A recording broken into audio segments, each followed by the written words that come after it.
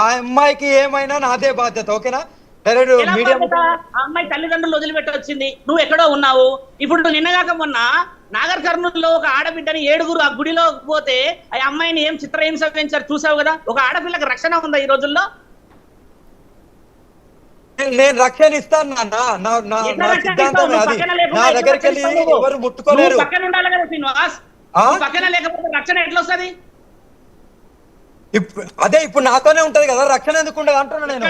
ఎక్కడ ఈ 2 రోజులలో నువ్వు వచ్చి పోలీస్ స్టేషన్ లో లాండ్ ఆర్డర్ ప్రకారంగా నువ్వు లీగలైజేషన్ సర్టిఫికేషన్ తీసుకునేంత వరకు ఆ అమ్మాయికి నీకు రక్షణ లేదు. పోలీస్ అధికారులను ఇమ్మని చెప్పయ్యా నీకు పేపరు. నేను ఢిల్లీలో ఉన్నాను కదా, మార్నింగ్ వరకే హైదరాబాద్ లో ఉంటున్నా. ఓకేనా? నువ్వు హైదరాబాద్ కి వచ్చి మంగళగిరి పోయి మంగళగిరి నుంచి పోలీస్ స్టేషన్ నుంచి వాళ్ళ పేరెంట్స్ మధ్యలో ఒప్పించి పేపర్ తీసుకొని ముందుకు పో.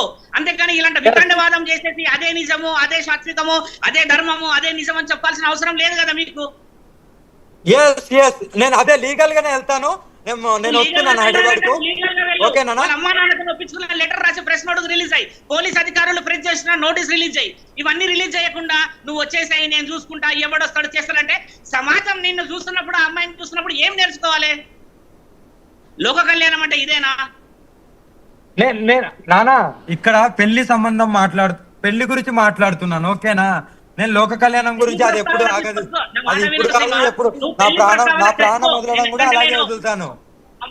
లోక కళ్యాణం గురించి మాట్లాడలే, ఇక్కడ మ్యారేజ్ గురించి మాట్లాడుతున్నాను నాన్న. మాట్లాడుతున్నావు కదా, ఆ మ్యారేజ్ గురించి వెళ్ళి ఎక్కడ మాట్లాడాలి? నువ్వు పేరెంట్స్ తో మాట్లాడాలి, పోలీస్ స్టేషన్ లో లీగల్ గానే వెళ్తాను. ఓకేనా? నేను లీగల్ గానే వెళ్తున్నాను, మీడియా పరంగా చెప్తున్నా, లీగల్ గానే వెళ్తాను. అమ్మాయి కూడా చెప్తున్నాను కదా, ఇలాంటివి చేయడం వల్ల ఏమైతుందంటే మీరు బహిర్గతమై రక్షణ లేని పనులు చేసుకుంటున్నారు. మీరు ఆలోచించి దాన్ని ధర్మం అనకూడదు. ఆ ధర్మాన్ని పాటించాలంటే మానవ ధర్మం ముఖ్యమైనది. మానవ ధర్మాన్ని పాటించాలంటే పరధర్మాన్ని పాటించాలి. నాలుగకి హద్దు లేకుండా మేము చేసే పనులే న్యాయం అంటే ఏ విధంగా ధర్మాన్ని కాపాడుతావు నువ్వు? సరే అంటే స్వామి శివరుద్ర స్వామి ఇప్పుడు ఆయన అంటున్నది ఏంటంటే, సారీ ఆయన అనకూడదేమో, నాకు కొద్దిగా కన్ఫ్యూజ్ అవుతున్నా కొన్నిసార్లు. చెప్పండి.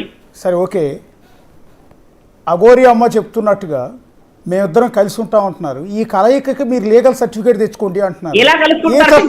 ఏ చట్టాలు యాక్సెప్ట్ చేస్తాయి? కాదండి, భారతదేశ చట్టాల ప్రకారం నా దగ్గర ఆయన మాట్లాడిన లైవ్ రికార్డ్ లో కూడా ఉంది. మేము అలాంటి సంబంధంలో లేము స్వామి అని ఆయన చెప్పిండు. ఆయన ఏమన్నాడు? శారీరక సంబంధం గురించి ఇప్పుడు కూడా మాట్లాడతలేడు ఆయన. దాని గురించి మీరు పోర్ట్రేట్ చేయకండి. ఆయన చెప్పేదల్లా ఏమిటి, నేను అడిగేది కూడా ఏంటంటే, దీని పేరు అఘోరాతత్వం పెడితే ఊరుకునే ప్రసక్తే లేదు అంటున్నా. దీని పేరు మానవత్వం పెట్టినా ఊరుకునే ప్రసక్తే లేదు. దీని పేరు ధర్మం పెట్టినా ఊరుకునే ప్రసక్తే లేదు.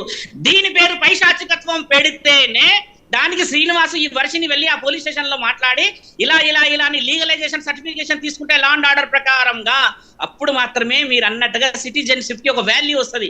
లేని సమక్షంలో ఎక్కడ పోయి కూర్చుంటాడు? ఈయన ఉజ్జయినిలో కూర్చుంటాడా? ఇక కూర్చుంటాడు? సో నేను అంటుంది కూడా అదే. ఇప్పుడు భారతదేశ చట్టాల ప్రకారం ఆడ మగ పెళ్లి చేసుకోవచ్చు, లీగల్ మ్యారేజ్ సాంప్రదాయపరంగా పెళ్లి చేసుకోవచ్చు, రిజిస్ట్రేషన్ చేసుకోవచ్చు చేస్తుంది. రీసెంట్గా సుప్రీంకోర్టు ఆదేశాల ప్రకారం గే హక్కుల కోసం కూడా ఏదో చట్టాలు వచ్చినట్టున్నాయి ఈ మధ్య. అయితే ఇద్దరు ఆడవాళ్ళు పెళ్లి చేసుకుంటున్న సందర్భాలు, ఇద్దరు మగవాళ్ళు పెళ్లిళ్ళు చేసుకుంటున్న సందర్భాలు ఉన్నాయి. సో అలాగే వర్షిని ఇంకొక ఆడపిల్ల దగ్గరికి వెళ్ళి మేమిద్దరం ఇష్టపడ్డాం పెళ్లి చేసుకున్నాం అన్నా కూడా దాన్ని కొంత యాక్సెప్ట్ చేసే పరిస్థితి ఉంటుంది. మరి ఇప్పుడు మీరు చెప్తున్న శ్రీనివాస్ అండ్ వర్షిని బంధాన్ని ఎట్లా చూస్తారు అని అంటే, శ్రీనివాస్ ఏ కోణంలో చూస్తారు మీరు? ఏ కోణంలో చూసేదేముంది మిత్రమా, నీకు తెలియదా? ఇప్పుడు వాళ్ళిద్దరూ మాదిద్దరిది భార్యాభర్తల సంబంధం అని అనలేరు. వాళ్ళు ఏమన్నారు? మేమిద్దరం మానసిక సంబంధంతోని కలిసి ఉన్నాం అంటున్నారు కదా. ఆ మానసిక సంబంధం అనేది ఎక్కడిది? ఇప్పుడు అఘోరాలు ఇప్పుడు మన ఈ పురుషులు స్త్రీలు చేసుకునే ఈ మన దగ్గర చట్టాలు ఉన్నాయని అంటున్నా మీరు. ఆ చట్టాలలో ఒక సంఘాలు ఉంటాయి నాయన.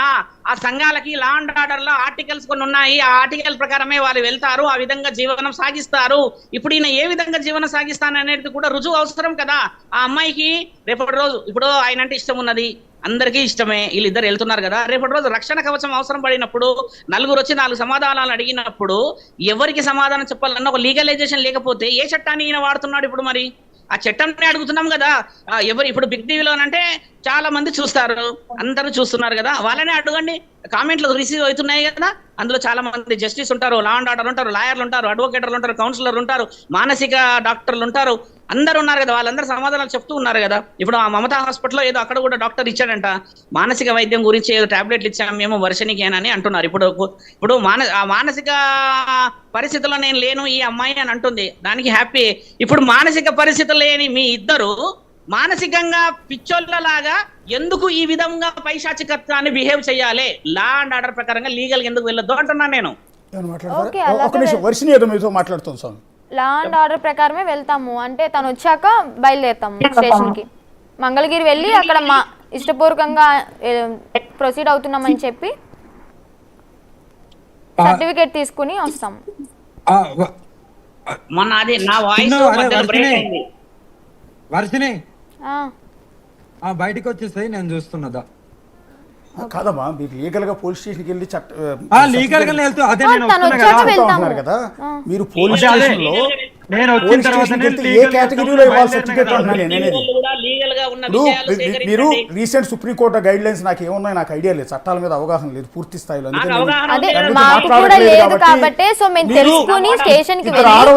ఇద్దరు ఆడవాళ్ళు పెళ్లి చేసుకుంటే సంథింగ్ ఏదో యాక్సెప్ట్ చేస్తారు. రీసెంట్ గా వచ్చింది చదవాలి, కొంచెం స్టడీ చేయాలి నేను. ఇద్దరు మగవాళ్ళు పెళ్లి చేసుకుని యాక్సెప్ట్ చేస్తారు. ఇవాళ అఘోరి అమ్మాని మీరు పిలుస్తున్న ఆమెతో మీ బంధాన్ని ఏ విధంగా చూసి సర్టిఫై చేస్తారు పోలీసులు? యాక్సెప్టెన్సీ లేదంటున్నా. ఇప్పుడు అఘోరి మీరు ఆడనుకుంటున్నారా మగ అనుకుంటున్నారా?